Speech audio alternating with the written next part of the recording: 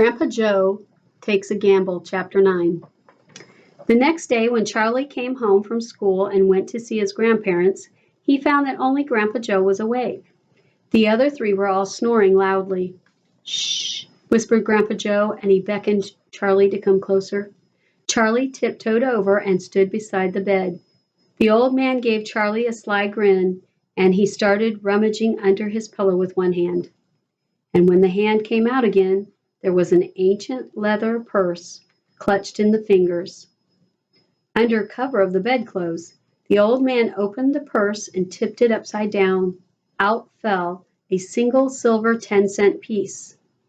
"That's my secret hoard," he whispered. "The others don't know about it. And now you and I are going to have one more fling at finding the last ticket. How about it, eh? Will you help me?"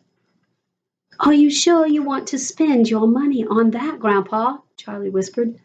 "Of course I'm sure," sputtered the old man excitedly. "Don't stand there arguing. I'm just as crazy as you are to find that ticket. Here, take the money, run down the street to the nearest store and buy the first Wonka bar you see, and bring it straight back to me, and we'll open it together."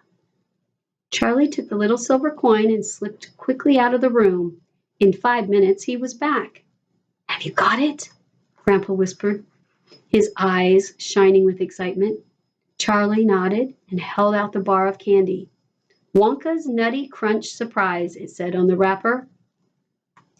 "Good," the old man whispered, sitting up in the bed and rubbing his hands together.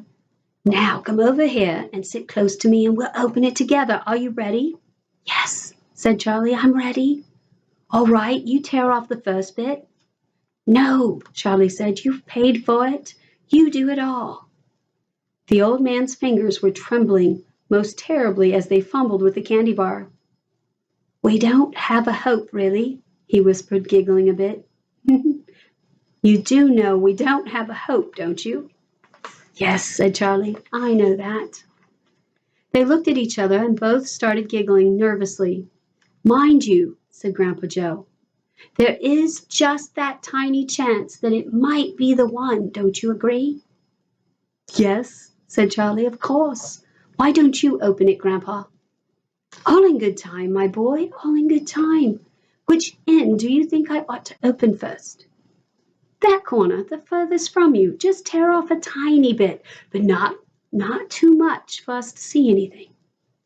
"Like that?" said the old man. "Yes, now a little bit more." "You finish it," said Grandpa Joe. "I'm too nervous." "No, Grandpa, you must do it yourself." "Very well, then here goes." He tore off the wrapper and they both stared at what lay underneath. It was a bar of candy and no more. All at once they both saw the funny side of the whole thing. They burst into peals of laughter. "What the heck's going on?" cried Grandma Josephine, waking up suddenly. "Nothing," said Grandpa Joe. "You go on back to sleep." Chapter 10 is called "The Family Begins to Starve." I hope not. I hope you come back for Chapter 10.